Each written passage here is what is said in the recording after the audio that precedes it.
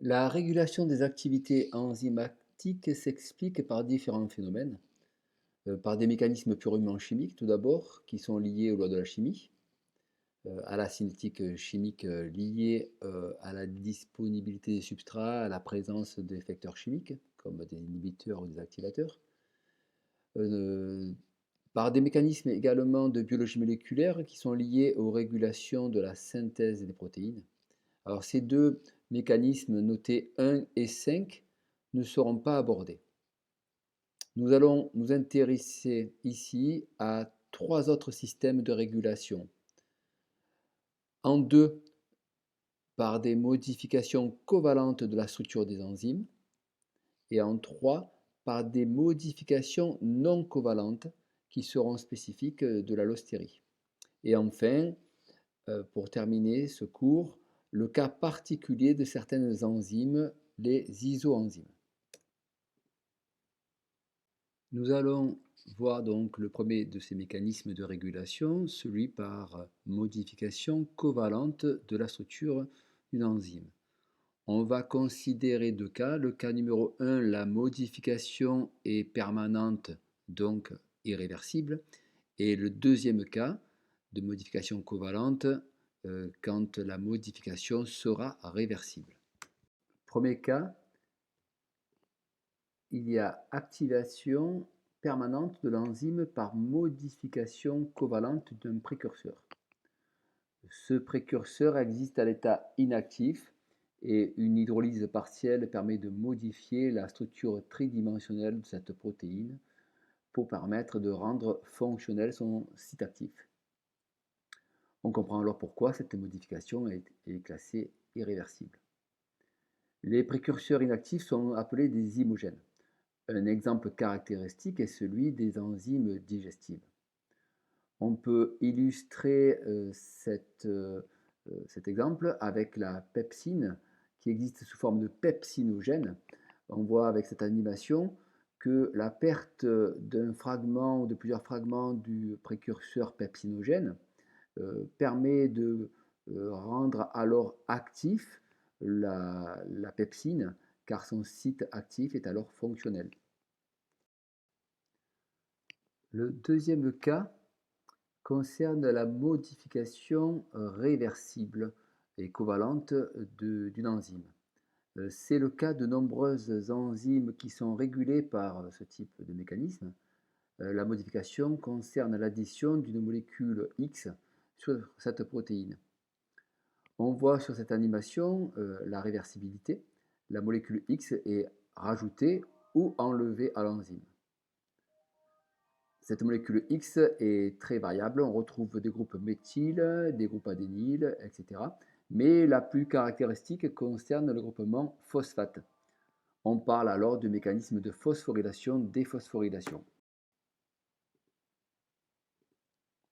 Le mécanisme de phosphorylation-déphosphorylation est illustré ici par l'exemple de la régulation d'une voie métabolique, la glycogénolyse, au niveau d'une enzyme qui s'appelle la glycogène phosphorylase. Alors pour rappel, la glycogénolyse est la dégradation du glycogène en molécules de glucose. Chez l'homme, cette voie métabolique a lieu dans les cellules musculaires et au niveau des cellules hépatiques. L'action de l'enzyme glycogène phosphorylase consiste à hydrolyser les liaisons osidiques alpha 1,4 au niveau du glycogène pour libérer du glucose.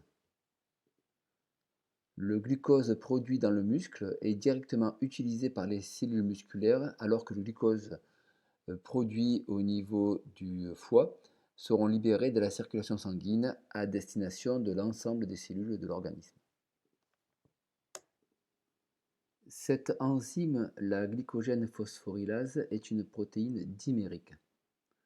On voit sur cette représentation tridimensionnelle les deux sous-unités, en bleu et en vert.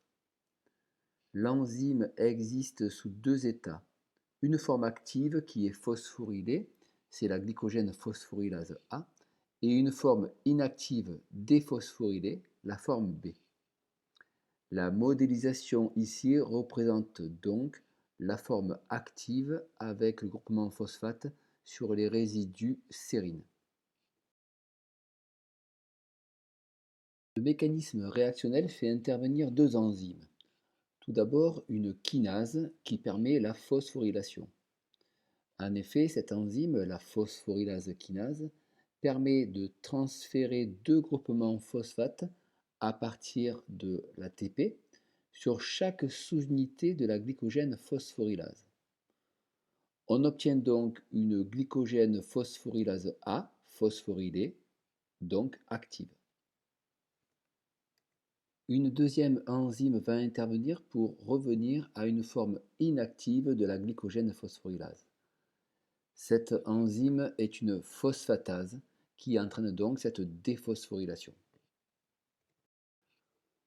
On voit ici l'action de la kinase et de la phosphatase sur la régulation de la glycogène phosphorylase.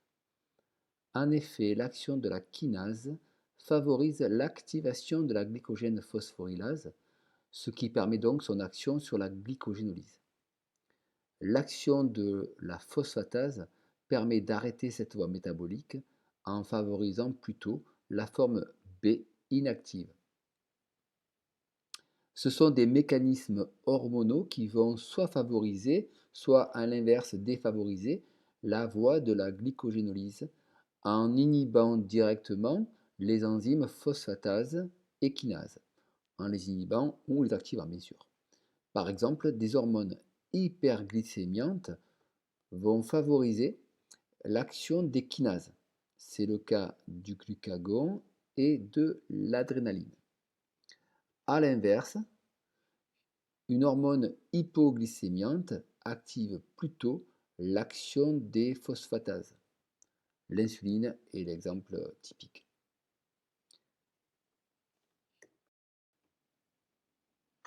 Ces mécanismes hormonaux permettent une amplification du signal par l'intermédiaire d'un second messager, ce qui va entraîner une cascade réactionnelle avec les étapes suivantes. Ici, l'exemple d'une hormone hyperglycémiante. Première étape, donc fixation de l'hormone sur son récepteur membranaire. Deuxième étape, activation membranaire d'une enzyme, l'adénylcyclase.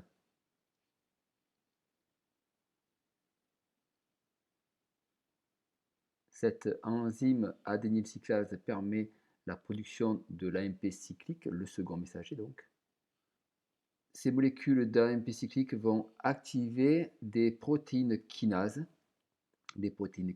A, qui elles-mêmes vont permettre d'agir sur la phosphorylase kinase.